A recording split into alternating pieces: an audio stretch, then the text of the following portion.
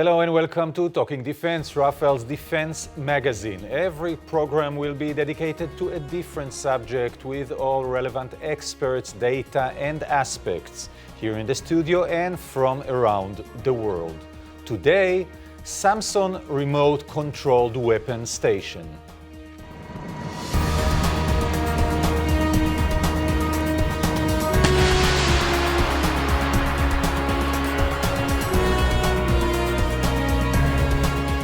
With me in the studio are Michael Uri, Vice President and Head of Maneuverability Systems at Rafael, Colonel Guy Biton, Marketing Manager, Land Maneuver Systems Directorate within the Land and Naval Division at Rafael. And from the US joins us Colonel Rocky Kamisik, former Program Manager, Maneuver Requirement Division at the Maneuver Capability Development and Integration Directorate. Thank you, gentlemen, all for joining me today. Mr. Iluri, we'll start with you. What exactly is SAMSON RCWS? SAMSON RCWS is a family of weapon stations. Rafael has been making these weapon stations for over 30 years. We started with low caliber weapons, 7.62, 5.56, and in the last 10 years, we've been making larger weapons, 30 millimeters. It started as something that enables soldiers to shoot from inside the vehicle. And in the last year, it has become a very complex system, okay, enabling sometimes to substitute tanks in fighting in urban terrain and also not in urban terrains. The system is aimed at enhancing the lethality of the infantry soldier in IFVs and also in APCs. But except for enhancing the lethality that comes with high accuracy shooting to ranges of about 1,500 or 2,000 meters, we've added other capabilities as well.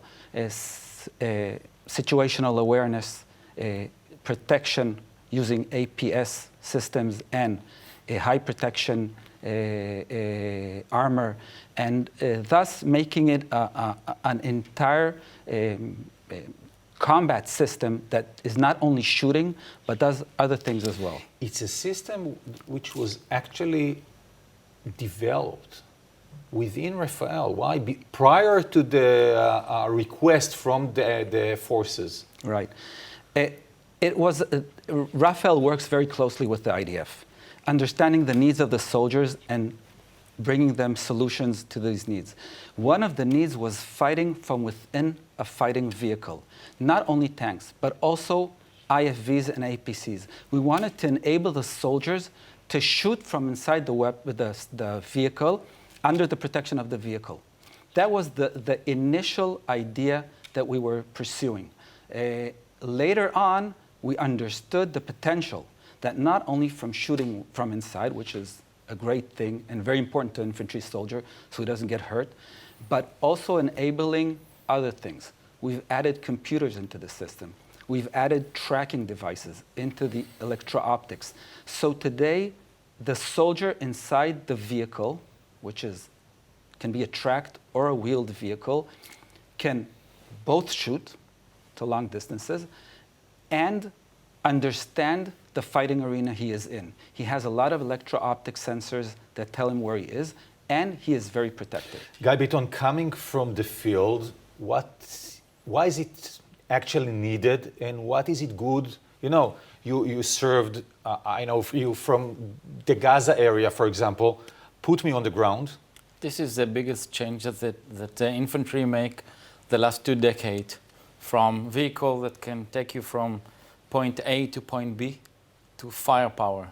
The infantry need firepower. It's not bring me from point A to point B. I'm gonna leave my vehicle and I will start to fight like before 20 or 50 years ago. Now I have a vehicle with firepower. I can fight with the tanks and with other vehicles, and I can maneuver with all the other vehicles. Which platforms is it good for? The SAMSON family can fit in any platform, from 8.8 vehicle to track vehicle, heavy vehicle. We have a few kind of system. We have the biggest system that can fit we call it all-in-one, with the missile, with the trophy system, and with all the other sensors.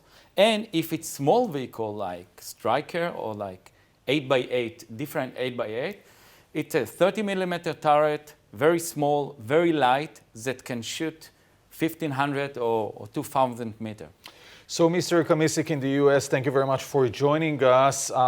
Talking about the US Army platforms and the potential combination with the SAMSON, tell us a bit about that. Well, there are a lot of great opportunities that the SAMSON provides, in particular, because it comes as an integrated solution. There's a lot of weight savings and weight gains that you get given that. And then you couple that with the great capability of having a medium caliber cannon, a coaxial machine gun. You can have a missile. You can have a protection system such as the Trophy APS, which just provides an overall protection for the vehicle. It gives these infantry vehicles and smaller vehicles within the Army inventory a great opportunity to be able to fight alongside the heavy armor. So as you look at the inventory right now, as you look at the Stryker platform, as you look at AMPV possibly in the future, as you look at the Army's optionally manned fighting vehicle or the Bradley replacement that's coming up, those are all possibilities. And even such things, the Army's just starting to look at what they call the ELRV, the Electric Light Reconnaissance Vehicle, and is talking with the requirements director for that this morning. They're looking at having medium caliber coupled with missile capability, coupled with sensors and probably some protection. Yes. So it's that type of thing that SAMSON provides. So take me to your battlefields. We've seen in the past few years, Iraq or Afghanistan. How would it change the average infantry soldier's life? Well, it gives you, particularly as you start looking at the urban areas within those two theaters, it gives the infantrymen a much greater punch and firepower and support of what they're doing. And I wouldn't even concentrate on just Iraq and Afghanistan. As you start looking towards Indo-PACOM theater, as the Army is shifting, U.S. Army is shifting focus towards Indo-PACOM, you have a lot of urban terrain where you need fighting vehicles in support of infantry as they're moving through that urban terrain. Having a turret, an integrated turret such as this, gives you the protection for the vehicle from those RPGs and shoulder-fired ATGMs that you see proliferating throughout that region, as well as the punch that the infantry needs to support them with their own missiles and their own medium caliber cannons. And Mickey Lurie, back to you. Which countries deployed SAMSON, and what future do you see for that? Because probably many people see us and say, is it good for us? Isn't it good for us? We have SAMSON deployed in over 25 countries. In the different operational in over 25 countries. Of course, the first country was Israel, and here we saw battle and combat, and I think that the lessons learned here enabled us to build a better system for other countries as well. And in the future, right now, we're building turrets for the Lithuanian country, for the Lithuanian military, and we're competing in Spain, in Bulgaria, and as Rocky said, for the Stryker program in the US. We have another country that we're supplying right now, a turret. I can't talk about that specific country, but that country took the turret to the maximum, and I think you heard it throughout this interview. And is it good for every army anywhere around the world?